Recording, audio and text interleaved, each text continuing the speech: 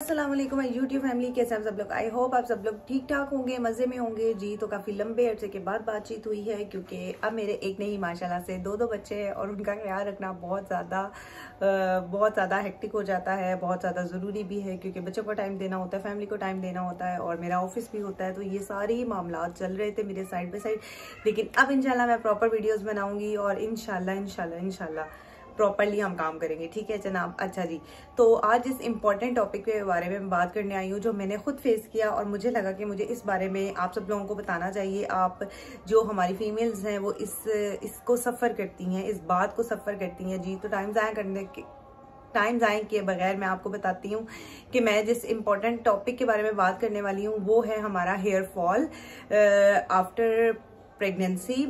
जब हमारी प्रेगनेंसी होती है तो पोस्टपार्टम हेयर फॉल होता है और हेयर फॉल का इशू ना सिर्फ प्रेग्नेंट औरतों को होता है, लाइक आफ्टर प्रेगनेंसी फीमेल्स को होता है, उसके अलावा भी जितनी भी हमारी टीनेजर गर्ल्स होती हैं और हमारी जो बहनें होती हैं अनमैरिड बहनें और टीनेजर गर्ल्स, इनको भी ये इशू फेस करना पड़ता है। तो हम सारे इसके कॉन्सिक्वेंसेस के बारे में जानेंगे, ये क्यों होता है, आपने इसके लिए कौन सी डाइट लेनी है, क्या क्या करना है, ये सारी बातें आज मैं आपको इस वीडियो में बताऊंगी।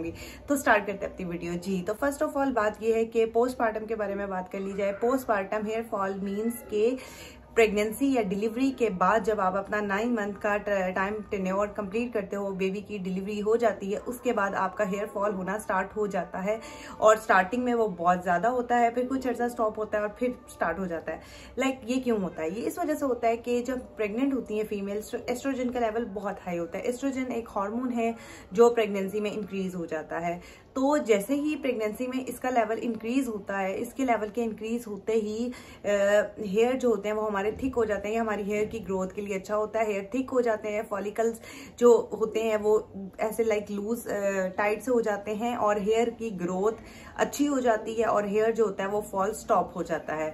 तो फिर जैसे ही क्या होता है कि जैसे ही हमारी डिलीवरी हो जाती है तो हमारे हेयर फॉल स्टार्ट हो जाता है फौरन से। क्योंकि एस्ट्रोजन का लेवल ड्रॉप हुआ, हेयर फॉलिकल जो होते हैं वो अपनी रेस्टिंग फेज में आ जाते हैं और आपका हेयर फॉल स्टार्ट हो जाता है। ये कोई इतना कॉम्प्लिकेटेड चीज नहीं है, वक्त के साथ साथ ये ठीक हो जाता है। जैसे जैसे आपकी प्रेगनेंसी 6 मंथ की आफ्टर प्रेगनेंसी 6 मंथ गुजरते हैं या फिर आपके जो छिले का टाइम होता है वो गुजरता है तो आपका आहिस्ता ये सही होता है। 3 मंथ्स के बाद 5-6 मंथ के बाद आपका हेयर फॉल जो होता है वो कंप्लीट रुक जाता है। और अगर आपका हेयर फॉल नहीं रुक रहा तो फिर आप पे डर्मेटोलॉजिस्ट को दिखाना बहुत ज्यादा जरूरी है अपने।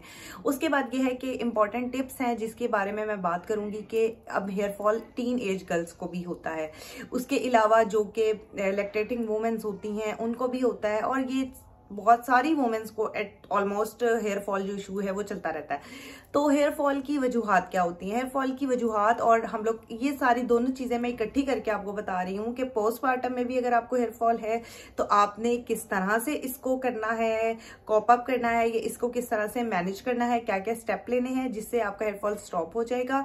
और टीनेज गर्ल्स के लिए और जो हमारी अदर मदर हजरात हैं, सारी खवातीन के लिए ये बातें हैं जिनको ये पता मैं बताऊंगी कि किस तरह से आप अपने हेयर फॉल को प्रिवेंट कर सकते हैं। ठीक है जनाब। पहली बात तो ये है जी जनाब, प्रॉब्लम्स की तो हो गई बात कि ये मसले मसाइल जो हैं, जो हेयर फॉल है ये हो रहा है। अभी इनके सोल्यूशन की बात करते हैं। First of all number first पे ये है कि जो फीमेल्स को इसका इशू है जो डिलीवरी के बाद है वो रिजॉल्व हो जाएगा 3 मंथ से ही तो 6 मंथ के बाद। नंबर 2, वॉश आपने किस तरह से करना है कि हमारे मार्केट में सल्फेट वाले शैम्पू आते हैं, जैसे कि सनसिल्क आ जाता है, पेंटीन आ जाता है और भी इस तरह के बहुत सारे शैम्पूज आते हैं जिनके अंदर सल्फेट होता है जो आपके हेयर्स को डैमेज करता है। फर्स्ट ऑफ ऑल प्रेफर करें कि सल्फेट फ्री शैम्पू यूज करें, लेकिन अगर आपके एरिया में अवेलेबल नहीं है या ड्यू टू कॉस्ट इशू आप यही वाले शैम्पू यूज कर रहे हैं तो आपने इसके साथ कोई ना कोई हेयर मास्क अप्लाई करना बहुत जरूरी है। अंडे का बना ले, मैं नेक्स्ट वीडियो में आपको हेयर मास्क बनाना बता दूंगी।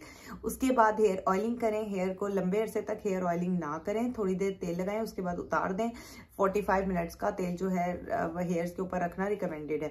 उसके बाद तीसरी बात ये हो गई कि डैम्प हेयर ना रखें, अपने हेयर्स को ड्राई अप करें। नंबर 4 पे बात आ गई कि आपने इस तरह से कोई हीटिंग इंस्ट्रूमेंट यूज नहीं करना जो कि आपके हेयर्स को डैमेज करता है, या फिर जैसे कि स्ट्रेटनर हो गया, ड्रायर हो गया, या फिर आफ्टर डिलीवरी आपने इतना इस तरह से हैवी वाला हेयर स्टाइल नहीं बनवाना जो आपके हेयर की फॉल का वजह बन सकता है। उसके बाद अब बात बात करते हैं हम कुछ फूड्स के ऊपर बात करते हैं जिसमें विटामिन ए, विटामिन ई और विटामिन सी शामिल होता है। वो फूड आपकी हेयर की ग्रोथ के लिए बहुत ज़्यादा ज़रूरी है। तमाम टीनेज गर्ल्स, पोस्टपार्टम फीमेल्स या कोई भी और वुमेन या मैन जिसको हेयर फॉल का इशू आ रहा है उसके लिए बेहतरीन है कि वो अपनी खुराक के अंदर vitamin A, vitamin E, vitamin C का इस्तेमाल शामिल करें, बायोटिन सप्लीमेंट्स यूज़ करें, एलिमेंट्स यूज करें। Elements are very good for your hairs.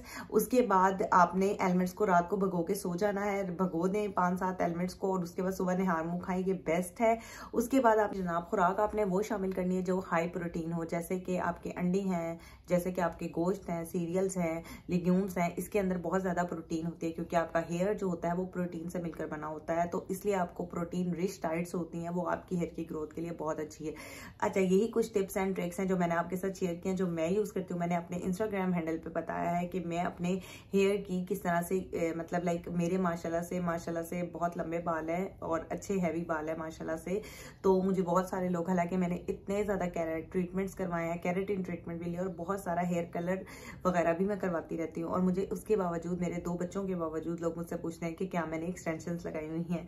तो ये सारी वजूहात इसी वजह से हैं कि मैं ये छोटी छोटी बातों का ध्यान रखती हूँ, केयर करती हूँ। इन्हीं से आपके बालों की ग्रोथ होती है। आपके बालों की ग्रोथ के साथ साथ आपके बालों का जो टूटना है, हेयर फॉल का इशू, वो स्टॉप होता है। कुछ छोटी छोटी ये टिप्स और ट्रिक्स होती है जिनसे आपके बाल जो हैं वो बच जाते हैं टूटने से, क्योंकि ऑब्वियसली पर्सनैलिटी के अंदर जैसे कि आपकी स्किन मैटर करती है, आपकी बॉडी फिगर मैटर करता है, उसी तरह आपका हेयर मैटर करता है।